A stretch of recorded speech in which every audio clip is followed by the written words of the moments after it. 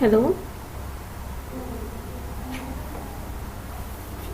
अच्छा मुझे कुछ नहीं पता चलेगा वो लोग सुन रहे नहीं सुन रहे, बस मुझे बोलना है. Okay okay, good morning students, we are starting lecture. Hello, हाँ कार्तिक, एम आई ऑडिबल? मैंने इसे शुरू करने से पहले ये किया, मैं क्योंकि शुरू कर रही हूँ, पीपीटी शुरू कर रही हूँ.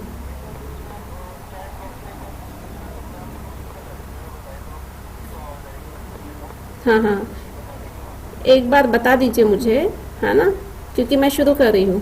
हम्म.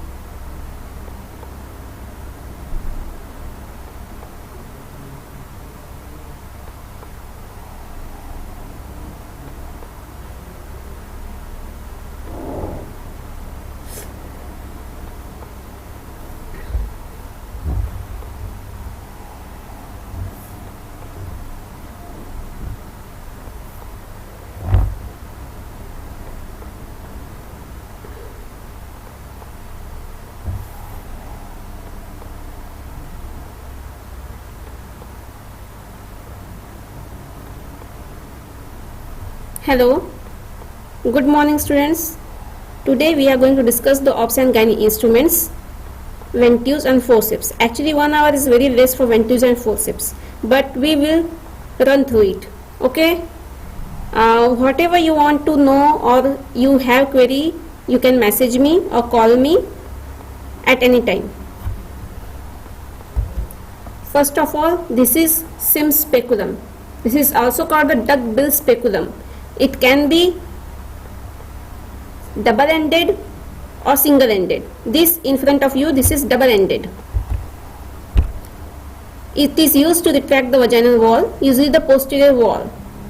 If double-ended, each end is of different sizes. Okay, 26 and 31. If difference of 5 mm of each end, 31 and 36 mm, 36 and 41 mm. Blades are designed so that it becomes automatic. So they are rounded, smooth. In the center they have actually this is lateral appearance. If you see from the anterior or posterior aspect, you can see there is a groove, so that any secretion or any collection present in the vagina or through the cervix, it can drain through and we can visible, and cervix can be visible very nicely. The handle is concave to collect the drained blood and secretions. How to use it? We should lubricate it with the jelly. Then labia majora and minora should be separated with the other hand, and blade is inserted laterally, and then it becomes make transverse axis along the axis of the labia. It is most commonly used for the examination of the posterior wall, but most of the time if you want to see the anterior wall also, you can see it. Lateral vaginal wall also, you can see it. Cervix, vagina, you can examine through with the use of this sim speculum.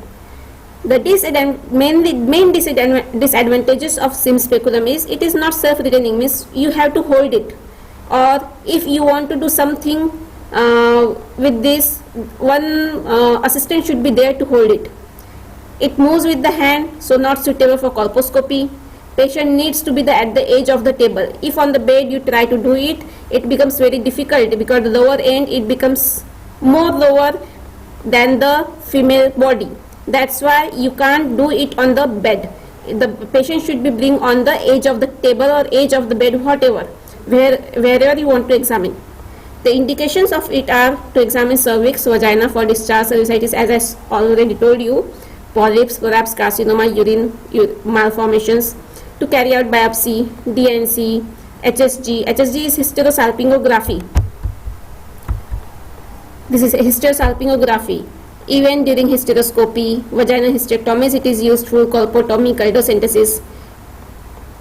It is useful for examining tears, even after normal delivery also, to pack the uterine cavity. Now, speculums are of two types. One is SIMS, and now other one is Cusco's self-retaining bi-walled speculum. See, it is bi-walled because there are two ends. Self-retaining because it has the hook and the handle, so that you can adjust and you can fix it at particular level. So it is self-retaining. There is no need of assistance also. The same indications as that of the SIM speculum you can say here also, but it has some advantage that you can do the colposcopy, mainly colposcopy, pap smear, cervical biopsy. You can do through with the help of Cusco's self-retaining bi-walled speculum without the help of assistance. Disadvantages are it covers anterior and posterior vaginal wall, so you can't examine it. Decreased maneuverability, it takes most of the space in the vagina, so very difficult to move inside the vagina. And also you can't do the DNC because it occupies the space. So there will be no space for your instruments and for movements of any instruments. The next is, this is the anterior vaginal wall retractor. See, it has the two spoon-shaped ends with serrations, transverse serrations. It is called SIMS anterior vaginal wall retractor.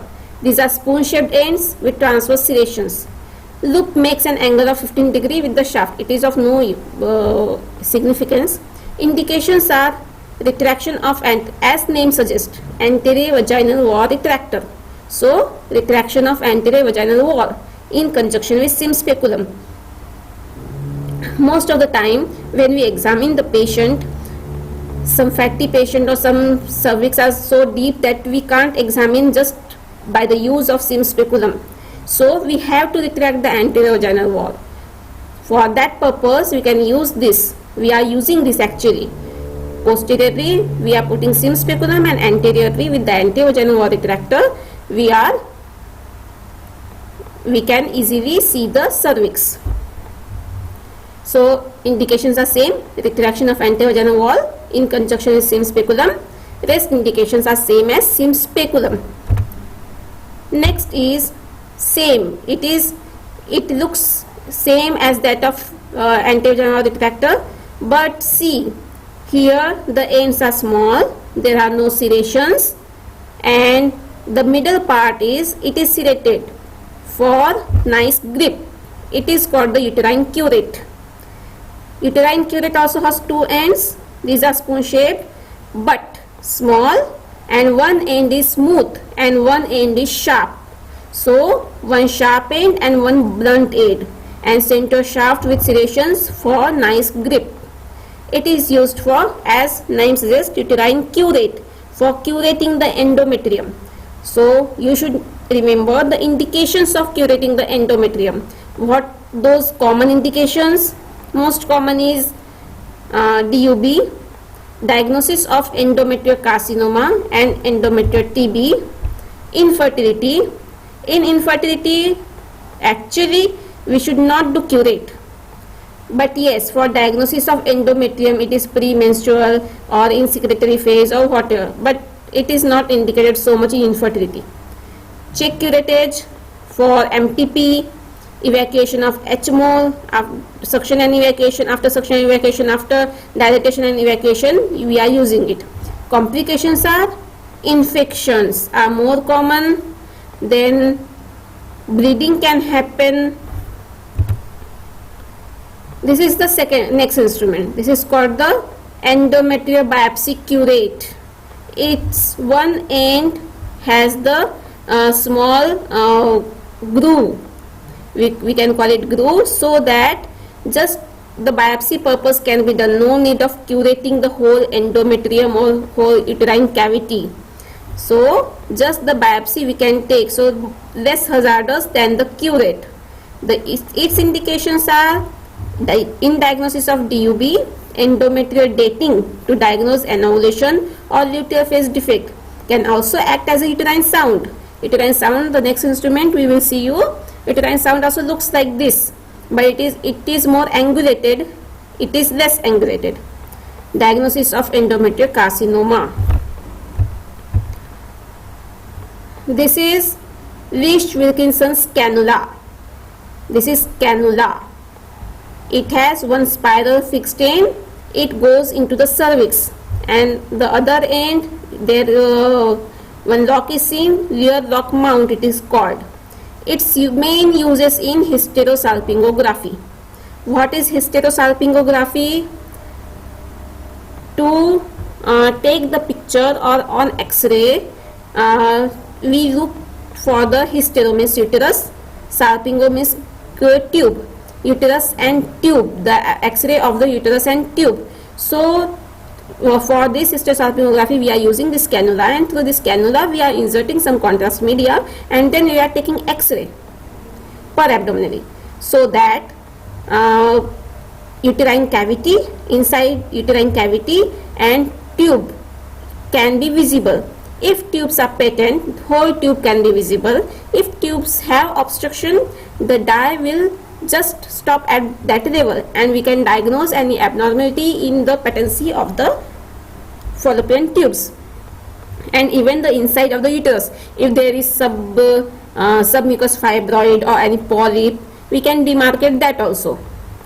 So uses are HS hysterosalpingography, chromoperturbation, Rubin's test. Its complications are mainly as the spiral end fixed into the cervix, cervical injury can cause, infections and perforation may lead. These are the Hagar's dilator. The dilators, see, these are very smooth. Both ends are very smooth. It's slightly S-shaped, not so much but slightly S-shaped, so that we can use the both ends. Both ends are different measurements. So if there is no dilatation, we can use from small size to the larger size for dilatation of the cervix. There are various numbers depending on the sizes, like 3 mm to 26 mm, and in one instrument 2 sizes are available. Double ended with difference of 1 mm between the ends. Its indications are mainly it is used for the dilatation purpose, like in dilatation and curettage, even in Manchester Fothergill's operation, to drain the uterine fluids. If there is some obstruction, if you just open the cervix, the uterine cavity can be drained. In hysteroscopic procedures, Palmer's test for incompetent os, Schrodker's test for incompetent os. Complications are same: tears, hemorrhage, perforation if the small size dilator is used and it is going through the uterine cavity, and in inexperienced hands it can perforate the uterus, and if any instrument we are using inside the uterus, it can cause infections.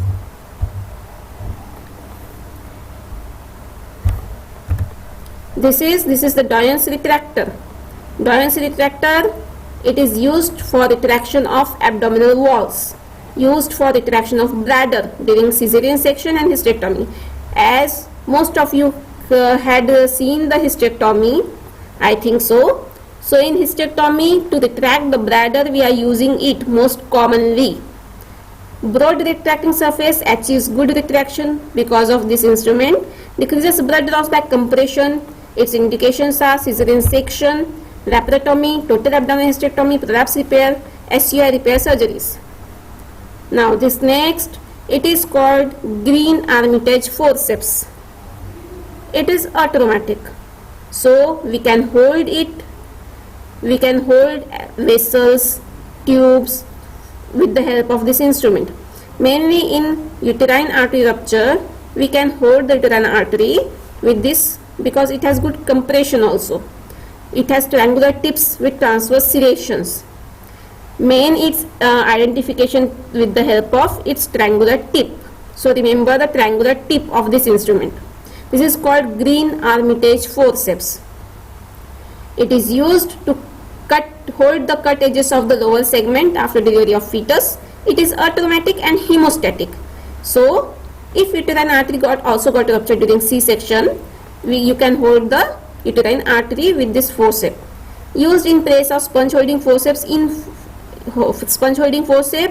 when we examine the cervical tear. If we want to examine the cervix during the difficult normal delivery and we suspect that there is cervical tear, so we have to go through the cervical margins from anterior to posterior, lateral, then posterior, and then lateral again. So for that we need so many sponge holding forceps. If sponge holding forceps are less, we can use this also because it is automatic. The next instrument is sponge holding forceps. See its ends. See sponge holding forceps. It has ring shaped openings, ring shaped endings, okay, with transverse serrations on inner surface to prevent slipping. Indications are preparation. Sponge holding forceps is used in almost each and every surgery for preparation. Okay, for penting we are using this forceps. So for penting in almost every surgery this instrument is used. So we call it as preparation before surgery. So here in view of obs and gynae we will say preparation of vagina, vulva and abdominal wall before surgery. Hold the pregnant, yes, it is automatic again, so we can catch hold of the cervix, especially pregnant cervix. Insertion of Foley's catheter, if in sometimes second trimester abortions are very difficult, so sometimes we have to dilate it or stimulate the cervix through the insertion of Foley's catheter. Nowadays we are not practicing all this, but sometimes it can happen. So Foley's catheter, so cervix can be catch hold of this sponge holding forceps. Removal of products of conception during abortions in MTP. As before I said, diagnosis and repair of cervical tears. Postpartum copper T insertion, we can use this, but now there is some other instrument is also there for postpartum copper T insertion. Uterine packing, yes, in PPH we do the uterine packing so that there should be the compression effect. So to do that uterine packing we are using this instrument. Remove retained placental tissue. Hold the cut ends of the lower segment during LSCS. Blunt dissection in hysterectomy or traumatic cramp over ovarian vessel during myomectomy or metroplasty. Now this is the ovum forceps. Ovum forceps, it don't have any lock. Okay, so ovum, its name is just because of its tip. Look at the tip. Tip is just like something just designed like to catch something, but there is no lock. So because as there is no lock, there is no fear to crush any tissue or part. So it's one plus point. Spoon shaped ends, mostly it is used for MTP. Okay, MTP for products of conception, we remove the products of conception. Its ends are spoon shaped ends. Its indications are first trimester MTP, removal of products of conception after cervical dilatation. In second trimester MTP, removal of retained bits of placenta, removal of pedunculated polyps also. Its complications are infection, uterine perforation and visceral injury. Now next is You must have seen all this instrument. This is called valsalum. This is called valsalum. Its ends are serrated. It has tooth-like ends. Okay, so to catch hold the tissue nicely. Its indications are hold the anterior tip of cervix in DNE, suction and evacuation, dilatation, evacuation, in vaginal hysterectomy, in colpotomy, in cholecystectomy. It is mainly used for catching hold of the cervix. Okay, so whatever procedure if you want to do on cervix, you can use this instrument, specially but not pregnant cervix. Okay, the normal cervix you can catch hold with this instrument. Okay, the anterior tip of cervix can be catched with this instrument. This is valsalum.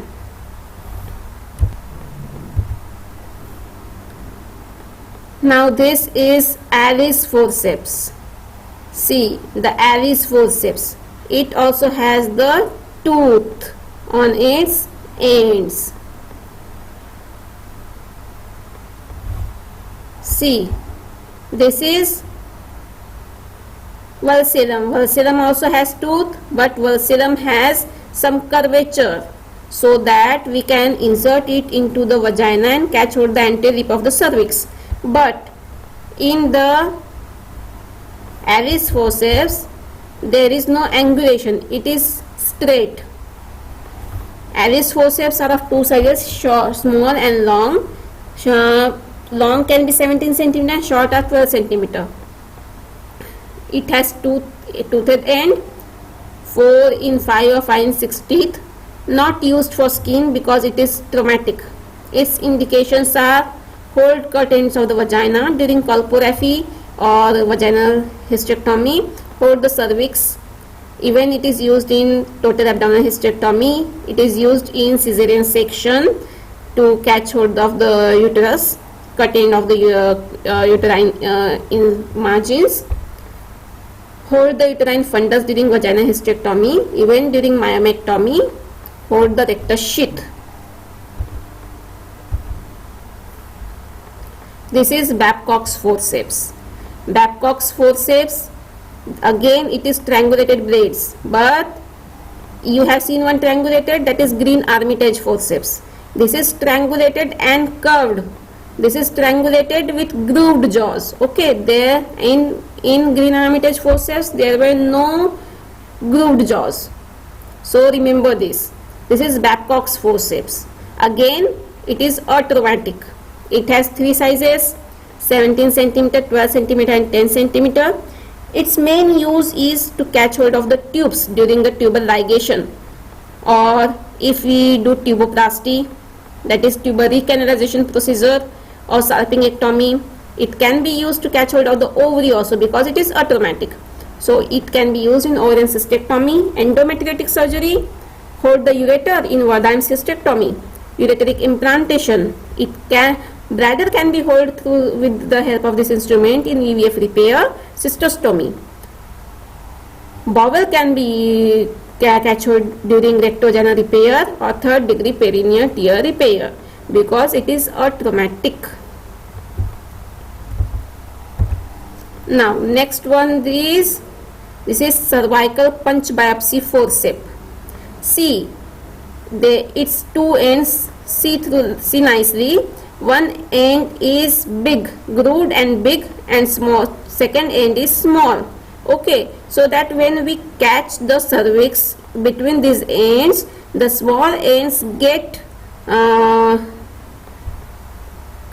small end crush the tissue in between the two ends, and tissue is available for the biopsy. That's why its name is cervical punch biopsy forceps. The indications for cervical biopsy include chronic cervicitis, suspected neoplasm, and ulcer on the cervix. When we do the cervical biopsy, when we suspect on pap smear or colposcopy, there is suspicious lesion and we suspect something like that of CIN or cervical cancer. So we do the cervical biopsy to rule out the malignant infiltration. Okay.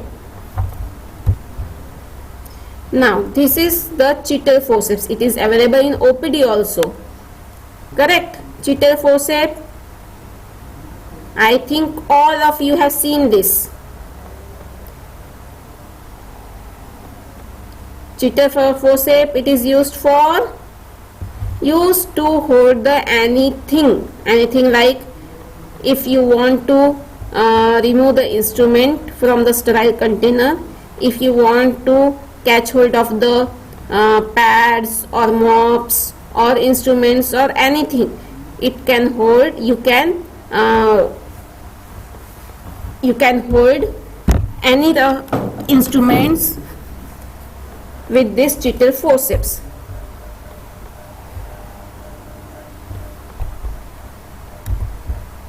Now this is episiotomy scissor. It is episiotomy scissor. See its ends.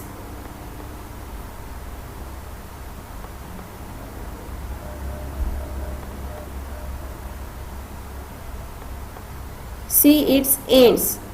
These are curved, so that during episiotomy it is easy to insert into the vagina and it is easy to cut the tissues. It is called the Bush episiotomy scissor. Its length, sterilized by rotated shape, allows easy introduction into the vagina and prevents erratic cutting. Angle prevents butting of the instrument against the patient's buttock. Now your viva can go on the episiotomy here. So episiotomy you can read from the book also. There are mainly 4 types of episiotomy: midline, mediolateral, lateral or J-shaped. What structures are cut, it should be remembered. Now this is umbilical cord scissor. Its end is rounded so that during cutting the umbilical cord it should not do injury to the fetus or any other organ, any other part of the fetus.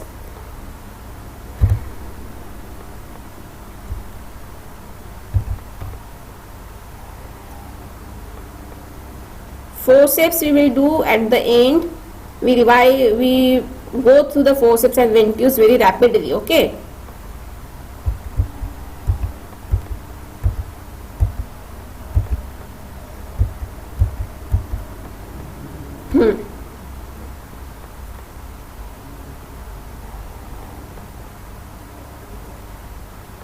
These instruments are they are present in your book, but nowadays we are not using it, but still just go through it. This is called the obstetric hook with crochet. Obstetric hook. Okay. It is used to apply groin traction in dead fetus. Nowadays we are not doing all these procedures. This is the obstetric hook to apply groin traction in dead fetus. Hook is also used to pull down the leg of dead fetus in transverse lie. Crochet is used to apply traction on fetal lower jaw, orbit, foramen magnum, etc. to extract decapitated head. These are obsolete now. These procedures we are not doing now. This is called perforator, Simpson's perforator. It is initially it was used for the craniotomy when the it is dead fetus and fetus is not coming to the vagina and head. It is difficult to deliver the fetus head because of the hydrocephalus or any other problem. If fetus is dead, initially long back people don't used to do it the cesarean section. They used to do the perforation and craniotomy. They used to remove all the content inside from the cranium and also from the abdomen, and then they used to deliver the baby. But nowadays we are not doing this. These procedures are obsolete now. This is again the instrument of the same group. This is called the cranioclast. This cranioclast is used to crush the vault and base of the dead fetal skull. Just you remember name. I think that will be the sufficient. If anyone asks you, I don't think nowadays they will ask you, but if some old examiner will be there, they can buy just for the interest that yes, you should know the name or at least. This is called a decapitation knife. As the name says, decapitation. You can understand. Yes, this is copper T. I think on contraception they will teach you the contraceptive pills and copper T. This is SIMS. This is pap smear kit. Okay. See, on the inbox there is one pap smear stick is given very nicely. One end is rounded. We hold it with the hand, that end, and the other end which has heart shape.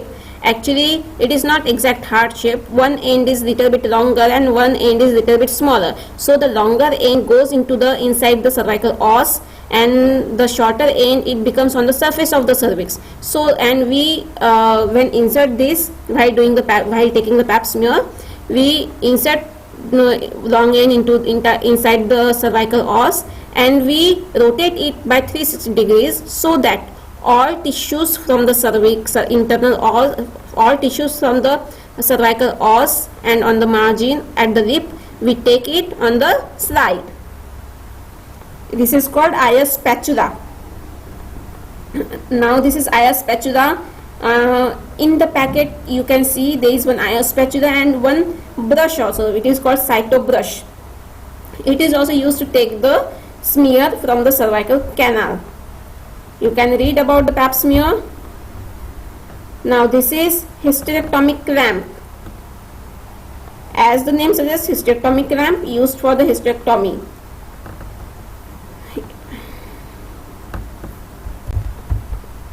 Now these are forceps. One is blunt and one is toothed. They have names: smooth D. Baker forceps for holding soft and friable tissue, and these are toothed Addison's forceps for holding firm tissue. Like even for skin suturing we are using this toothed forceps. Rough and hard tissue we can hold with toothed Addison's forceps. Now this is needle holder. Needle holder, see in inbox downwards there is internal appearance of the needle holder tip is given. It facilitates the catch the and nice grip of the needle. Now this is Carman's cannula. Carman's cannula. Carman's cannula is used for suction evacuation. It also has different numbers, different sizes. Suction, it is used for suction evacuation during MTP or even in HMOL.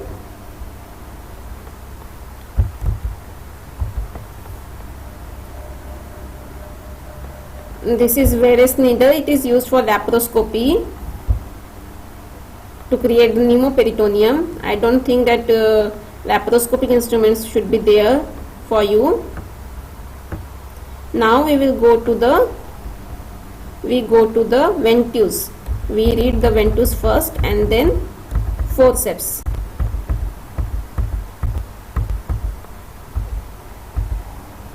Yes, see, this is the metallic ventouse cup.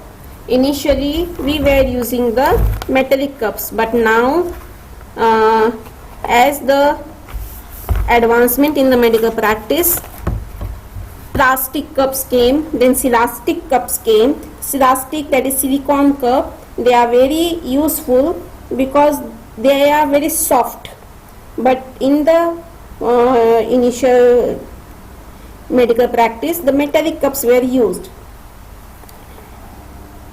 What is ventouse? Ventouse is an instrumental device designed to assist delivery by creating a vacuum between it and the fetal scalp.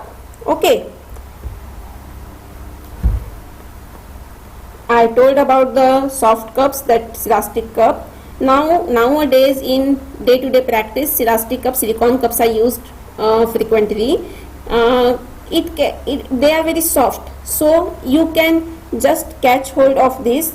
Their walls can be approximated and you can insert it very easily, nicely through the vagina up to the on the head of the baby. Now how we use the ventouse? For ventouse delivery there is one arrangement. This is called the one is ventouse cup, then connecting tube, so that it got connected to the vacuum bottle, and there may be pump. Nowadays electric pump are using, but initially there were hand pump or leg pump, so that we create the vacuum and we can work through it.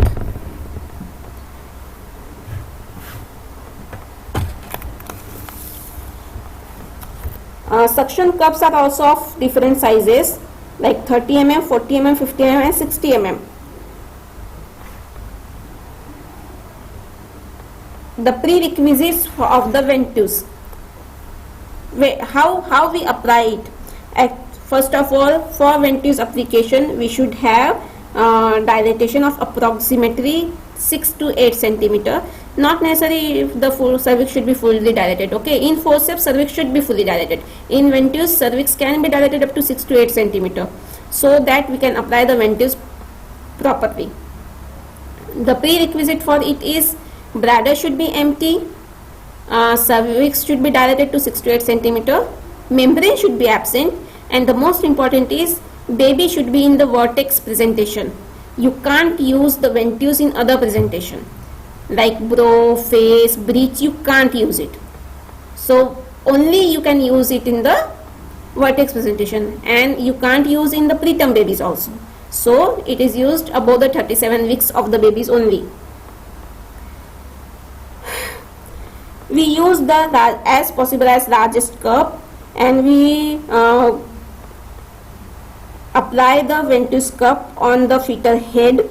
On the fetal head, we use it as posteriorly as possible near the occiput. In the book it is given that you should apply it on the 6 centimeter from the midpoint of the anterior funtillary and in front of 3 centimeter from the posterior funtillary. But during practice you can't measure these calculations. It is just approximation. Ventouse is applied on the fetus scalp as posterior as possible, and then we give the traction. In ventouse there is one traction is needed of approximately 10 kg as compared to the forceps. The pressure we increase step by step, not sudden. We should not increase the pressure suddenly. The vacuum of 0.2 kg per centimeter square is induced by the pump slowly, taking at least 2 minutes. So within 10 minutes it should reach 0.8 kg per centimeter square to achieve the desired level. And then with uterine contractions we should give perpendicular traction, so that the fetal head should come more downward station. It facilitates the delivery of the fetal head, and just after the delivery of the fetal head we should detach it from the knob and then remove the suction cup, ventouse cup. Okay. The drawback is of that because of this suction and traction there is chignon. Chignon means that small swelling will form on the fetal scalp. It is called chignon. The most important drawback is we can't use in other presentations other than cephalic. Actually ventouse and forceps we can't teach you like this. There should be live class for that. You understand whatever you read from the book, you try to understand. If you didn't get it, you should discuss it afterwards. Okay. Now these are the instrumental deliveries. Ventouse and forceps, these are instrumental deliveries actually. So instrumental deliveries, I will tell you the prerequisites of the instrumental deliveries. First of all, what are the prerequisites? As I said before also, some prerequisites I told you. First is cervix should be dilated, membrane should be absent, and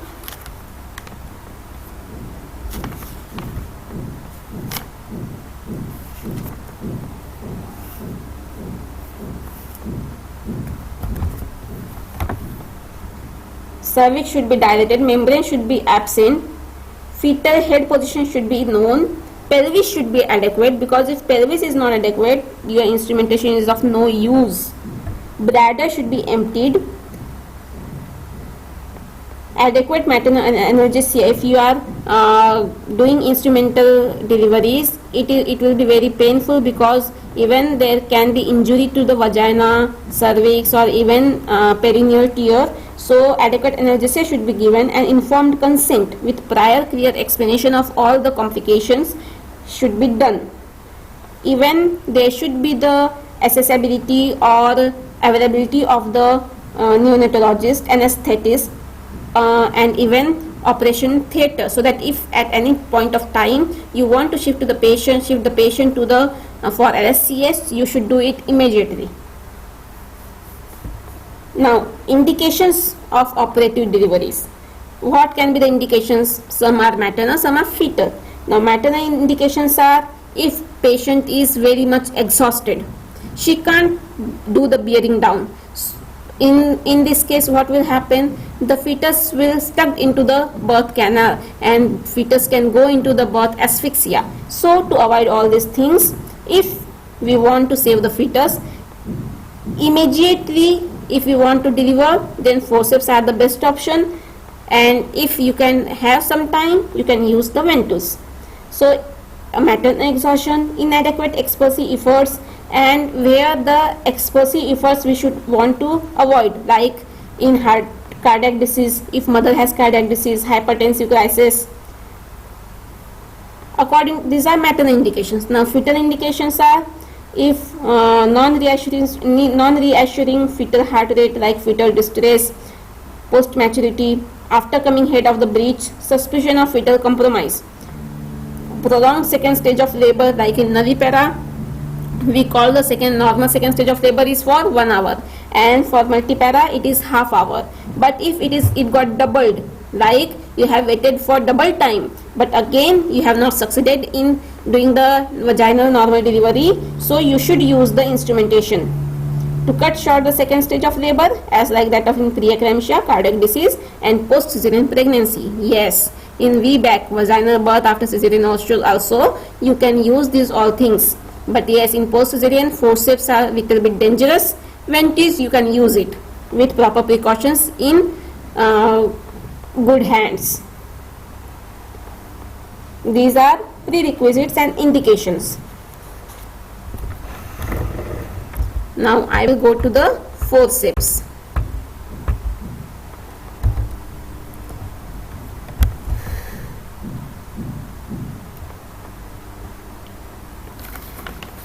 Initially, forceps are of 3 types.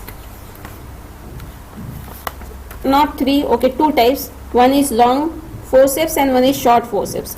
Long forceps, these could have been used for mid application or high application forceps, and short forceps are outlet forceps, outlet or low forceps. Now the mid cavity forceps, they are, as the name says, mid cavity means they are going into the middle of the cavity of the pelvis. So mid cavity, they should be long. So these are the long forceps. Now what is the normal part? What are the normal parts of the forceps? As I will show you. Yes, these are the forceps. Okay, these are the long forceps. It is also called the Killian's forceps. Now they are having the parts, the upper braids. You are seeing those braids, curvy braids. They are called the blades.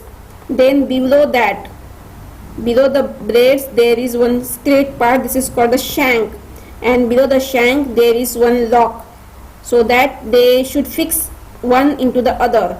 That is lock. And to catch hold of those instruments, there is the handle. Sometimes there is screw also in some types of forceps, and in most of the forceps there will be no screw. So handle can be with or without screw. Okay, so 4 parts of the forceps, that is blade, shank, lock and handle. Blade is fenestrated, just like you remember sponge holding forceps. Blade is fenestrated. The use of fenestration is to good grip for the good grip of the catching surface, like in this case it is fetal head, so there can be the good grip. And these braids have two curves called pelvic curve and cephalic curve.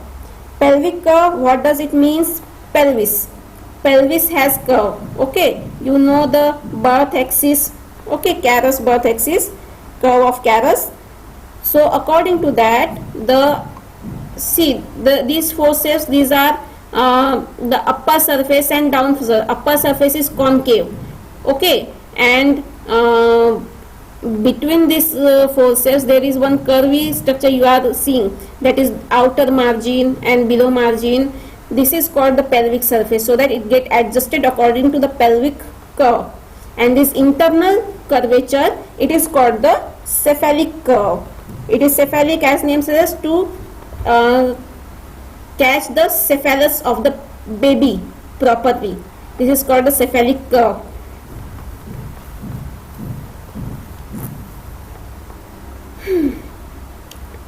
Now if we give the same is Wrigley's forceps. Okay, there is no photo of Wrigley's forceps, sorry. Yes, this is one forceps and this is Wrigley's. These Wrigley's are small, okay, and these are the long key veins forceps. These are the long forceps. See, there is one screw here. What I was telling you, there can be one screw. So blade, shank, lock and handle in both.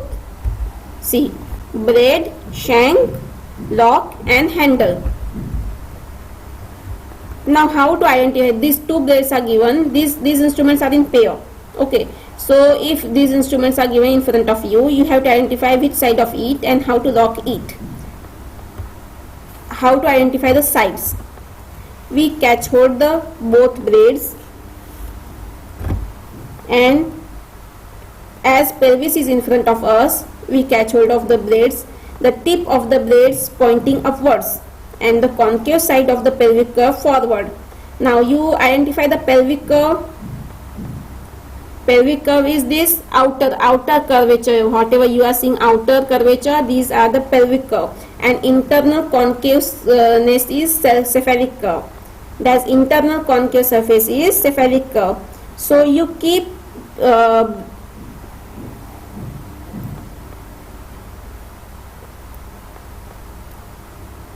it is very difficult to explain how to identify on this, like we are not doing it face to face discussion also. It is clinical, it should be done in clinics in front of you, so that all should understand this. It is very difficult to explain all these things, but still we can't do anything. I think you just read, go through it, and if you don't understand, you can call me, okay, or if time permits, if we will have class, I will take it another class again for just 20s and forceps.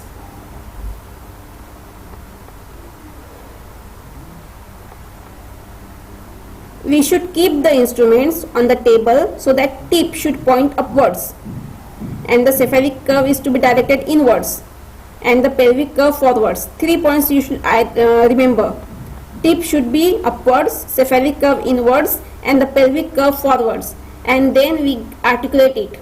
Okay, when we articulate it, the blade of which side points, the blade which points on the right side of the pelvis, it will be the right blade, and the blade which points to the left side, it will be the left blade.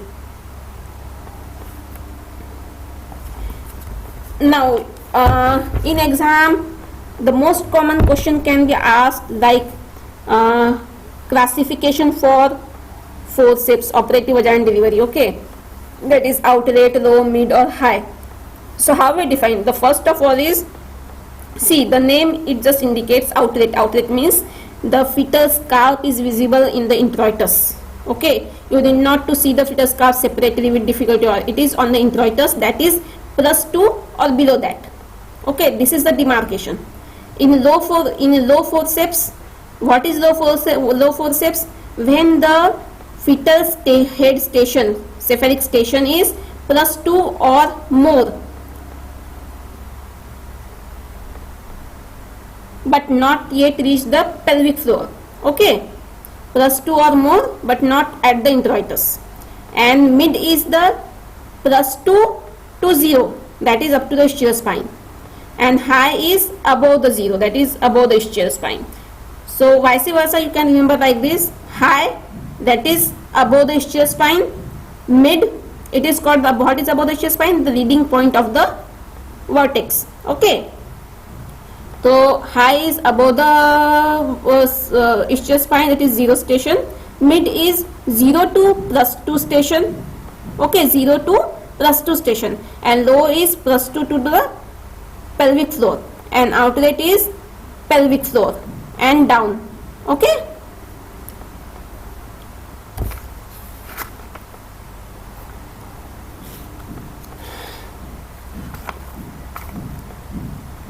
how to apply it and how to use it, you can read from the book, but I think if some videos are available, you can search those videos, and even if you don't understand all these things, we will have one class live session so that I can demonstrate it all to you, and you can also ask your queries.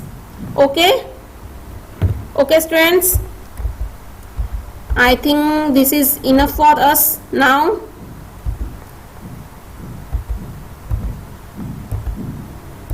I tried to explain each and everything, but if you have any problem, you can message me or call me, or you can put your queries in front of me, and if possible, I will help to solve your queries. Thank you for my patience hearing. Love you all. Study well. This is very difficult time, but you should be strong and continue your study so that your year should not get wasted. Okay, students, bye bye, take care. I am finishing with this.